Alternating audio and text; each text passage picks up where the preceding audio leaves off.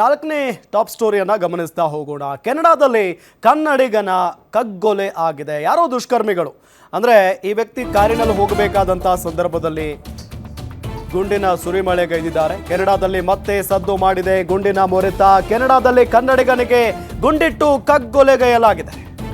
ಕಾರಿನಲ್ಲಿ ತೆರಳುವಾಗ ಏಕಾಏಕಿ ಗುಂಡಿನ ದಾಳಿಯಾಗಿರೋದು. ನೆಲಮಂಗಲದ ತ್ಯಾಮಗೊಂಡ್ಲು ನಿವಾಸಿ ಚಂದನ್ ಕುಮಾರ್ ಅವರನ್ನ ಹತ್ಯೆ ಮಾಡಲಾಗಿದೆ. L&T ಕಂಪನಿಯಲ್ಲಿ ಕೆಲಸ ಮಾಡ್ತಾ ಇದ್ರು ಚಂದನ್ ಕುಮಾರ್ ಅನ್ನೋದು ಗೊತ್ತಾಗ್ತಾ ಇದೆ. ಕಾರಿನಲ್ಲಿ ಹೋಗ್ತಾ ಇದ್ದಾಗ 10 ಬಾರಿ ಗುಂಡಿನ ದಾಳಿಯನ್ನ ನಡೆಸಿ ಕೊಲೆ ಮಾಡಿದ್ದಾರೆ. ಮಗನ ಸಾವಿನ ಕರೆ ಬಂದಾಗಿನಿಂದ ಮನೆಯಲ್ಲಿ ಸೂತಕದ ಛಾಯೆ ಇದೆ.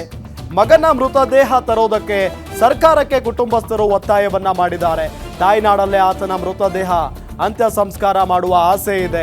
ಕೆನಡಾದಿಂದ ಮೃತದೇಹವನ್ನ ಭಾರತಕ್ಕೆ ತರುವ ಚಿಂತೆಯಲ್ಲಿ ಪೋಷಕರಿದ್ದಾರೆ. ಈಗ ಹೆಂಗಾಗಿರ್ಬೇಡ ನೋಡಿ ಪಾಪ ಆ ಪೋಷಕರ ಒಂದು ಮನಸ್ಥಿತಿ ಹೆಂಗಿರಬೇಡ. ಜಸ್ಟ್ ಇಮ್ಯಾಜಿನ್, ಎಲ್ಲೋ ಒಂದು ಕಡೆ ಮನೆಯನ್ನ ನಡೆಸಬೇಕು ಅನ್ನೋ ನಿಟ್ಟಿನಲ್ಲಿ ಒಬ್ಬನೇ ಮಗ ಅಂತೆ ಪಾಪ. ಸೊ ಒಬ್ಬನೇ ಮಗ ಕೆನಡಾಗೆ ಹೋಗಿದ್ದಾರೆ ದುಡಿಯೋದಕ್ಕಂತ ಹೇಳಿ. ಅವ್ರ ಪಾಡಿಗೆ ಅವರು ಕಾರಿನಲ್ಲಿ ಹೋಗಬೇಕಾದಂಥ ಸಂದರ್ಭದಲ್ಲಿ ಯಾರೋ ದುಷ್ಕರ್ಮಿಗಳು ಬರ್ತಾರೆ, ಅವರನ್ನು ಗುಂಡಿಕ್ಕಿ ಸಾಯಿಸ್ತಾರೆ. ಆ ಸುದ್ದಿ ಕರ್ನಾಟಕದಲ್ಲಿರುವಂಥ ತಂದೆ ತಾಯಿಗಳ ಕಿವಿಗೆ ಬೀಳುತ್ತೆ. ಆ ಕ್ಷಣಕ್ಕೆ ಅವರ ಪರಿಸ್ಥಿತಿ ಹೆಂಗಿರಬೇಡ. ಅದಾದ ನಂತರ ಅವ್ರ ತಂದೆ ತಾಯಿ ಅಂತೂ ಪಾಪ ಒದ್ದಾಡ್ತಾ ಇದ್ದಾರೆ, ಇದ್ದ ಒಬ್ಬ ಮಗನನ್ನ ಕಳ್ಕೊಂಡು ಬಿಟ್ವಿ ನಾವು ಅಂತ.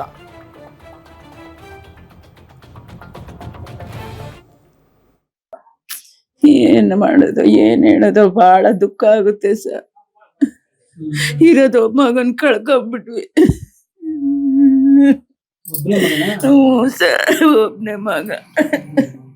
ಇಲ್ಲೂ ತುಂಬಾ ಬೆಳೆದ್ಬಿಟ್ಟಿದ್ದ. ಎಲ್ಲಾರನು ಚೆನ್ನಾಗಿ ನೋಡ್ಕೊಂಡು ಮಾತಾಡ್ಸೋದಾಗ್ಲಿ ಎಲ್ಲ ಮಾಡ್ತಾ ಇದ್ದ.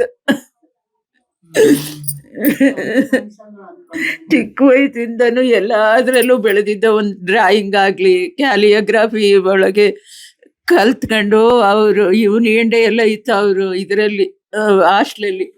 ಅವಾಗೆಲ್ಲ ಇವನಿಗೆ ಬರೆಯಕ್ಕೆ ಕೊಡ್ತಾ ಇದ್ರು. ಪೇಂಟಿಂಗು ಅಷ್ಟೇ, ಯಾರು ಯಾವ ಥರ ಕೂತಿದ್ರೆ ಅದೇ ಥರ ಬಿಡಿಸೋನು. ಎಲ್ಲ ಹತ್ರನೂ ಎಲ್ಲ ಜಾಗದಲ್ಲೂ ತುಂಬ ಒಳ್ಳೆ ಹೆಸರು ತಗೊಂಡಿದ್ದಾನೆ ಸರ್. ಅವನು ಭಾಳ ಟ್ಯಾಲೆಂಟ್. ಅವನು 30,000 ಲಾಟ್ರಿ ಒಳಗೆ ಎತ್ತಿದಾಗ ಅವನಿಗೆ ಕಂಪ್ನಿ ಒಳಗೆ ಕೆಲಸ ಸಿಕ್ಕಿದ್ದು. ಅವನೇ ಕಂಪ್ನಿಯವರೇ ಕೆಲಸ ಕೊಟ್ಟು ನಾವು ₹1 ಕೊಟ್ಟಿಲ್ಲ, ಅವರೇ ಕರ್ಸ್ಕೊಂಡ್ರು ಫಾರಿನ್ಗೆ. ಫೋನ್ ಬಂತಂತೆ. ಫೋನ್ ಬಂದಾಗ ನಮ್ಮ ಹೆಸರು ರಿಸೀವ್ ಮಾಡಿದ್ದಾರೆ. ತೆಲುಗಿನಲ್ಲಿ ಮಾತಾಡಿದ್ರಂತೆ. ಚಂದನ್ ಕುಮಾರ್ ಫಾದರ್ ನಂದಕುಮಾರ್ ಅಂತ ಅಂತಂತಾರೆ. ಚಂದನ್ ಕುಮಾರ್ ಎಕ್ಸ್ಪೈರ್ಡ್ ಅಂತ. ಆಮೇಲೆ ನಾವು ಲೋಕಲ್ ಆಗಿ ಅಲ್ಲಿರೋನೆಲ್ಲ ಕಾಂಟ್ಯಾಕ್ಟ್ ಮಾಡಿದ್ದಕ್ಕೆ ಸರಿಯಾದ ಇಂಟಿಮೇಷನ್ ಇಲ್ಲ, ಇನ್ವೆಸ್ಟಿಗೇಷನ್ ನಡೀತಾ ಇದೆ, ಹೆಸರು ಬರ್ತಾ ಇಲ್ಲ. ಅದಾದಮೇಲೆ ನಮಗೆ ಪರ್ಫೆಕ್ಟಾಗಿ ನಿಮಗೆ ತಿಳಿಸ್ತೀವಿ. ಯಾರಿಗೂ ಒಬ್ಬರಿಗೆ ಹೇಳ್ತಾರೆ, ಎಲ್ಲರಿಗೂ ಹೇಳೋದಿಲ್ಲ ಅಂತಂತ ಹೇಳಿದ್ರು. ಬೆಳಿಗ್ಗೆ ನಮ್ಮ ಬಾಮೆದವ್ರು, ನಮ್ಮ ಅಣ್ಣನ ಮಕ್ಕಳು ಎಲ್ಲ ಸೇರಿಕೊಂಡು ಅಲ್ಲಿ ಏನು ವ್ಯವಸ್ಥೆ ಮಾಡಬೇಕು ಅಂತ ಮಾಡಿದ್ರು. ಸರ್ಕಾರದಿಂದ ಮೃತದೇಹ ತರೋದಕ್ಕೆ ಸ್ವಗ್ರಾಮದಲ್ಲಿ ಮಾಡೋದಕ್ಕೆ ನಮಗೆ ಅನುಕೂಲ ಮಾಡಿಕೊಡ್ಲಿ ಅಂತ ನಾವು ಪ್ರಾರ್ಥನೆ ಮಾಡ್ತೀವಿ. ಇದುವರೆಗೂ ಯಾರು ರಾಜಕೀಯ ಪ್ರತಿನಿಧಿಗಳಲ್ಲಿ ಯಾರು ಬಂದಿಲ್ಲ. ಈ ರೀತಿ ಆಗಿದೆ. ಅಲ್ಲಿ ಯಾವ ರೀತಿ ಅಲ್ಲಿನ ನಿಮ್ಮ ಸ್ಥಳೀಯರು ಕೆಲವರು ಇರ್ತಾರೆ. ಹೌದು. ಇದೇ ವಿಚಾರಕ್ಕೆ ಸಂಬಂಧಪಟ್ಟಂತೆ ಡೀಟೇಲ್ಸ್ ಕೊಡ್ತಾರೆ ನಮ್ಮ ನೆಲಮಂಗಲ ರಿಪೋರ್ಟರ್ ಮೂರ್ತಿ. ಆ ಸ್ಥಳದಿಂದಾನೇ ಅಂದರೆ ಈಗ ಮೃತ ಚಂದನ್ ಕುಮಾರ್ ಇದಾರಲ್ಲ, ಅವರ ತಂದೆ ತಾಯಿ ವಾಸ ಮಾಡ್ತಾ ಇರುವಂಥ ಮನೆಯಿಂದಾನೇ ನೇರ ಸಂಪರ್ಕದಲ್ಲಿ ಜಾಯ್ನ್ ಆಗಿದ್ದಾರೆ. ಮೂರ್ತಿ, ಪಾಪ ಅವರ ತಂದೆ ತಾಯಿಗಳ ಪರಿಸ್ಥಿತಿ ಹೇಗಿದೆ? ಜೊತೆಗೆ ಭಾಳ ಪ್ರಮುಖವಾಗಿ ಎಲ್ಲರೂ ಕೇಳ್ತಾ ಇರುವಂಥ ಪ್ರಶ್ನೆ, ಈ ಘಟನೆಗೆ, ಈ ಕೃತ್ಯಕ್ಕೆ ಕಾರಣ ಏನು ಅಂತ ಹೇಳಿ.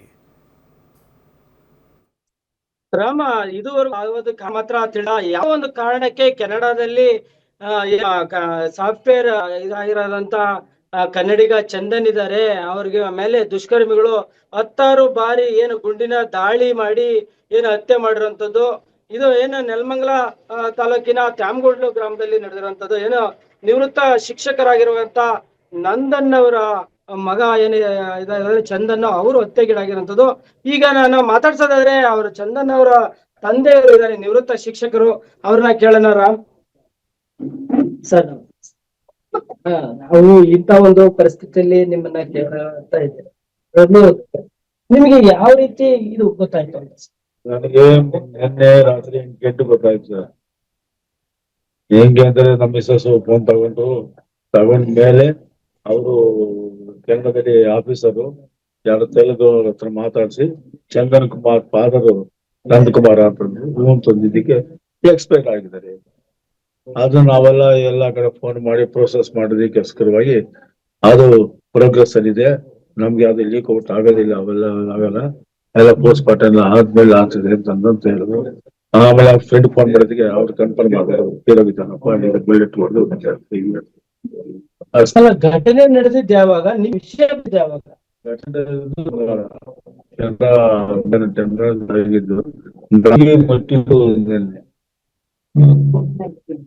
ಇದುವರೆಗೂ ಏನ್ ಕಾಯ್ದು ಏನ್ ಕಾರಣ ಏನು ಇಂಡಿಕೇಶನ್ ಹಾಕೋವರೆಗೂ ಯಾವ್ದು ಬರಲ್ಲ. ಅದಾಗ್ಬೇಕು, ಅದಾದ್ಮೇಲೆ ಹೆಂಗಾಯ್ತು ಏನಾಯ್ತು ಅನ್ನೋದು ಅವ್ರಿಗೆ ಗೊತ್ತಾಗ್ತದೆ ಅಂತಂದ್ರೆ MLA ಗಳು ಪ್ರತಿಯೊಬ್ಬರು ಅವರೆಲ್ಲ ಮಾಡಿ ಹೇಳಿದ್ರು, ನಾನಿಷ್ಟ ಹೇಳಿದ್ರು. ಇಲ್ಲಿ ಸದಸ್ಯ ನಮ್ಮ ಕ್ಷೇತ್ರದಲ್ಲಿ ನಿಮ್ಮ ಮಗ ಸರ್ಕಾರ ಅಂತ್ಯ ಮಾಡೋದಕ್ಕೆ ಒಂದು ಅನುಕೂಲ ಮಾಡಲಿಕ್ಕೆ ಅಷ್ಟು ಮಾತ್ರ ಏನಿಲ್ಲ. ಈಗ ಬೆಳಗಿಂದ ಎಲ್ಲ ಅಧಿಕಾರಿಗಳು ಬಂದಿರೋ, ಜನಪ್ರತಿನಿಧಿಗಳನ್ನ ಯಾವ ರೀತಿ ಮಿಕ್ಸ್ ಮಾಡ್ತಾರೆ? ಎಲ್ಲರೂ ಬಂದಿದ್ದಾರೆ, ಬಂದಿದ್ದಾರೆ, ಡಾಕ್ಟರ್ ಬಂದಿದ್ದಾರೆ, ಆಮೇಲೆ ಮುನಿಯಪ್ಪನವರು ಒಪ್ಕೊಂಡಿದ್ದಾರೆ, ಆಮೇಲೆ ಜಿಲ್ಲಾ ಪಂಚಾಯತ್ ಅವರು ಹೇಳಿದ್ದಾರೆ. ಎಲ್ಲರೂ ಭರವಸೆ ಕೊಟ್ಟಿದ್ದಾರೆ, ನಮ್ ಕೈಲ ಮಾಡೇ ಮಾಡ್ತೀವಿ, ನೀವು ಹೆದರ್ಬೇಡಿ ಬನ್ನಿ. ವೈರಾದ Okay. ಹಾಜರಾಗಿರೋದು ಕುಟುಂಬ ಆಧಾರ ಆಯ್ತು.